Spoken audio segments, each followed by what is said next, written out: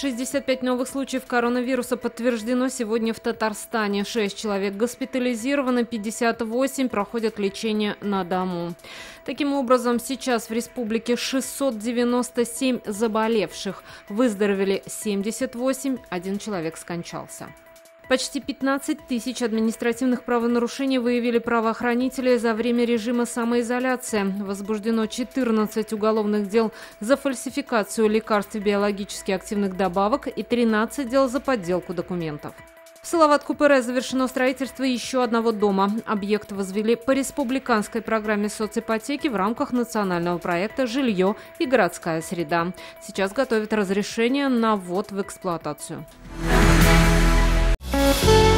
Авыр һәм мөмкин кадәр илә булу соралган вакытта ТНВ телеканалы тамашачыларга яраткан фильмын кабат карау мөмкинлеген бирә. Хәзер «Синең күзләр» фильмы ТНВ.ру сайтында бар. Бу көннәрдә өйдә булыйк. Все новости дня, выпуски программы «Новости Татарстана», программы и фильмы на сайте tnv.ru и на YouTube-канале ТНВ. Подписывайтесь.